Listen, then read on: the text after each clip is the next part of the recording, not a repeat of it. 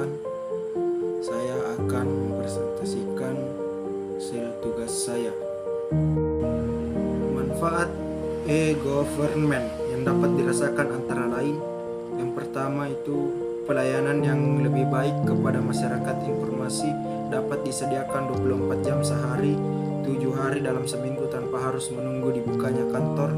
Informasi dapat dicari dari kantor, rumah, tanpa harus secara fisik datang ke kantor pemerintahan. Kedua, peningkatan hubungan antara pemerintah, pelaku bisnis, dan masyarakat umum. Adanya keterbukaan, transparansi, maka diharapkan hubungan antara berbagai pihak menjadi lebih baik. Keterbukaan ini menghilangkan saling curiga dan kekesalan dari semua pihak. Yang ketiga, pemberdayaan masyarakat melalui informasi yang mudah diperoleh. Dengan adanya informasi yang mencukupi, masyarakat akan belajar untuk dapat menentukan pilihannya. Sebagai contoh, data-data tentang sekolah, sejumlah kelas daya tampung murid, passing grade, dan sebagainya dapat ditampilkan secara online dan digunakan untuk orang tua untuk memilihkan sekolah yang pas untuk anaknya.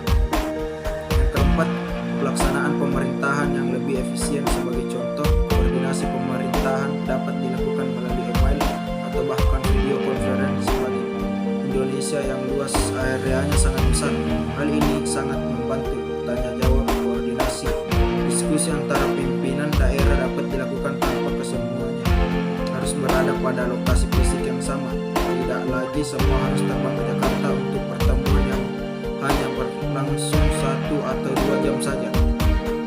Faktor penyebab kegagalan penerapan teknologi informasi dalam menghasilkan sistem informasi. Efektivitas dari sistem juga dapat optimal dengan perencanaan yang matang karena seluruh desain benar-benar dilakukan dengan seksama. 5. Harapan perusahaan yang nyata. Dengan harapan nyata, para developer dapat dengan efektif bekerja membangun sistem. Bagi para developer, gagal membangun sistem yang sesuai karena tidak jelas arah dibangunnya sistem ini.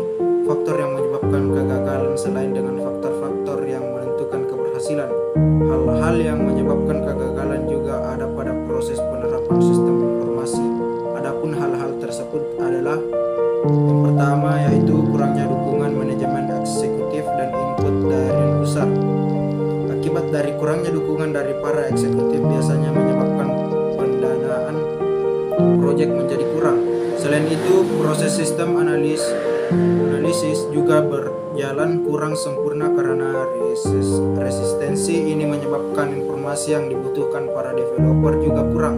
Selain itu, kurangnya keterlibatan end user pada siklus pembangunan sistem dapat membuat tidak efektifnya bahkan kegagalan dalam proses implementasi sistem. Sebagai contoh, yang kedua yaitu pernyataan kebutuhan dan spesifikasi yang tidak lengkap dan selalu berubah-ubah. Hal ini menyulitkan para developer dalam membuat sistem karena proses logik dari sistem menjadi tidak sesuai dengan kebutuhan dan mengganggu efektivitas dari proses siklus development sistem. 3. Inkompetensi secara teknologi pembangunan bagian dari sistem informasi itu sendiri.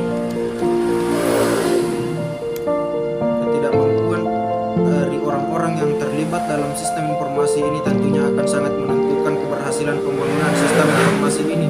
Meskipun hampir pada setiap kejadian yang menghadapi masalah ini adalah para end user, tetapi hal ini tidak tertutup juga terjadi di sisi developer. Banyak kasus yang terjadi suatu sistem crash atau down karena kurang kompetennya para developer yang membangun sistem tersebut. Faktor penyebab suksesnya penerapan teknologi informasi dalam menghasilkan sistem informasi. Faktor yang menentukan keberhasilan agar dapat melaksanakan sistem siklus pembangunan sistem seperti yang sudah diuraikan di atas menurut O'Brien 2005. Berikut ini beberapa faktor yang membuat implementasi sistem berhasil. Yang pertama, adanya dukungan dari manajemen eksekutif. Tanpa adanya dukungan dari manajemen eksekutif yang memegang keputusan pada perusahaan, tentunya mustahil sistem dapat dijalankan dengan baik. Hal ini selain dari sisi finansial yang diperlukan untuk membangun sistem, dukungan terhadap sistem juga menentukan penerimaan orang-orang dalam organisasi dalam menjalankan bisnis dengan menggunakan sistem tersebut. Kedua, keterlibatan end user. Dengan adanya keterlibatan end user pada setiap proses tentunya akan membuat pembangunan dan penggunaan sistem ini menjadi lebih efektif. Ketiga, penggunaan kebutuhan perusahaan yang jelas. Perusahaan harus dapat mendefinisikan dengan jelas kebutuhan-kebutuhannya agar pembangunan model, logik, hardware, dan hal-hal yang menjadi penunjang sistem bisa bekerja dengan reliable dan akurat sesuai dengan kebutuhan yang ada. Dengan kebutuhan yang jelas, para sistem developer dapat membangun sistem yang sesuai. 4. Perencanaan yang matang. Hal ini tidak hanya menentukan efisiensi dari pembangunan sistem, tapi juga efisiensi pada tahap penggunaan sistem yang